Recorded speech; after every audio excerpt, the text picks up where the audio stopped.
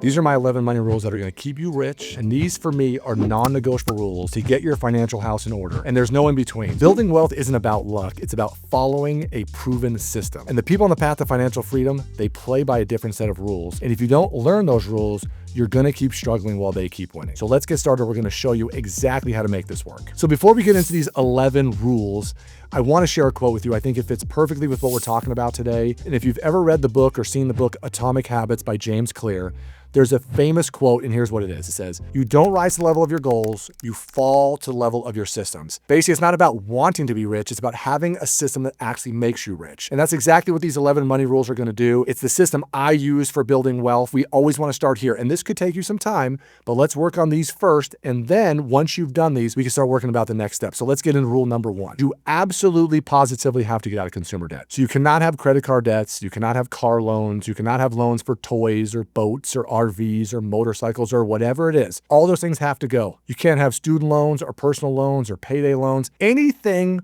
where you are paying for things where they become less and less valuable. You just can't have them anymore. Now, most people or many people out there have a mortgage, and we're going to discuss about a mortgage later, and that's to me a good debt. But anything that you owe money on that is something long-term does not go up in value is going to be something that absolutely has to go. And typically for most people, when we sit down and we do a budget, and we start looking where some of their expenses are, the problem is we start focusing on what that payment is every month and not the fact that we bought a $20,000 car that cost us $47,000 over the last 7 years because of all the interest we paid. Same thing with credit cards, same thing with all these debts where it's like you don't realize, hey, yeah, I can afford that payment. But when you realize how much interest and how much extra you paid for things, that by the time they get paid off, they're worn out and useless, and now we got to go find something else. So you've got to get these bad, high interest debts gone and gone for good. This is how important rule number 1 is. That is also rule number 2, and it is the number 1 thing we absolutely have to do. Once all this debt is gone, then you could build what I like to call a sleep well at night fund, but typically you hear people call it emergency funds or safety net savings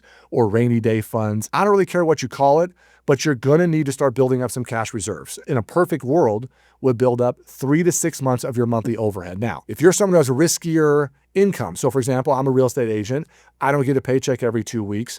So for me, I like to have 6 to 12 months of cash reserves built up. But as I build those up, I don't just leave them in my bank and earn 0.001% interest.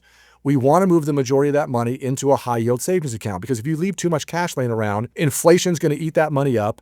And usually in a high yield savings account, you can earn 3, 4, 5%, which of course should offset inflation. So at least your money's not becoming less valuable, and it is there just in case when you hit bumps in the road that money is there. Now, if you're someone who maybe can't build up, the goal is let's build up 1 paycheck of reserves and then 1 month of reserves and then get to more levels. But you have to have this because, again, in all things money and finance, there will be bumps in the road, and you want to be able to go pull money from here for emergencies, not for going on vacation, but for actual emergencies, and then replenish those funds so you build it back up. You must have a budget. Call it a spending plan, a financial plan, an income and expense log. You call it anything that you want to call it, but you've got to track this. And at the very beginning, you've got to do it in great details. The more detail, the better. And you want to track early on every single dollar that's coming in and every single dollar that's going out. Again, ideally, we'll be able to make more money and spend less and work on that budget regularly. But once you've trimmed the fat out of your budget and you've looked over it and over it and over it, then you're going to be in great shape. We can do it on a pad of paper. We can do it on an Excel spreadsheet. If you're more techy and you want to do it online or in an app or whatever the case may be, it doesn't matter. You just got to be tracking the heck out of it. And the one I like to use, of course, is that 50-30-20 rule. You've got to find a way to increase your earnings.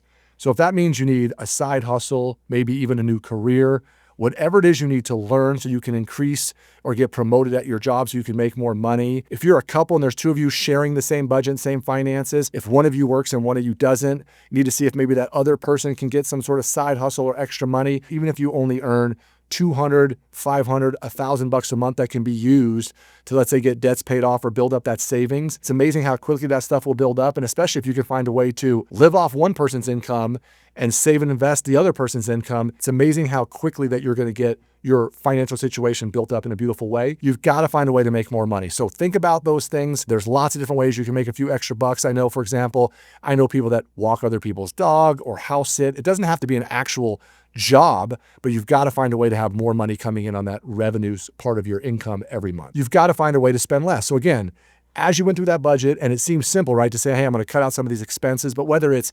subscriptions, eating out too much, door dashing, just convenience things. You might even need to sell your car and get a less expensive one, so which would be a much bigger item that you have to deal with. But you've got to watch your spending closely, especially those that are using credit cards on a regular basis, because that needs section kind of happens on your budget, what's fine. It's that want section and credit cards that will screw your budget up faster than anything else. So you really want to pay attention to that, because usually most people don't have an income problem, they have a spending problem, and you've got to pay attention to your spending. Once you've done these first 6, right, you've figured out your budget, the debts are gone, you've built up your cash reserves, you're earning money, and you're spending less. That's the first 6. Now these next 4 are going to be the second part of what we're doing in these 11 rules.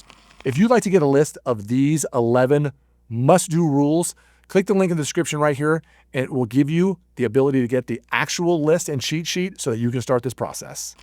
So rule number 7 is, if you happen to have a 401k through your work, or depending on where you're watching, some sort of similar option to a 401k, you must at minimum invest the amount that you get the company match. So what happens is, at many companies, if you put in $1, they'll give you $1. So you got to figure out what that amount is. So the last person I talked to, theirs was 4%. So again, let's just make the numbers easy and round. If you were earning $100,000 and you put in 4%, which would be $4,000, they're going to give you $4,000. And I don't know any investments other than that you earn 100% on your money. The other thing about a 401k is the limit is higher than some of the other retirement accounts, because rule number 8, which we're going to talk about right now, is I want you now to invest in your Roth IRA.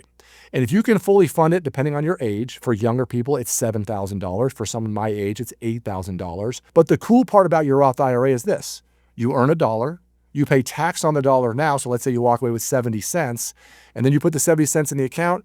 And now all these years that it's going to increase and compound and make more money on the back end, you're not going to pay tax on that money. If you fully fund your Roth IRA, you can always now go back and start putting more money in your 401k. And I think having both of these things is a good thing, because on the back end, some of it's going to be taxable income, some of it's going to be non-taxable income.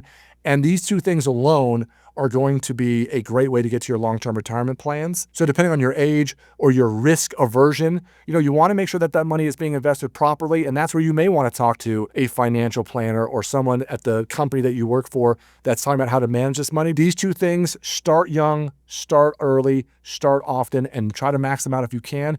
It will have millions and millions of dollars down the road. Trust me, I promise you on that one. You have to own where you live.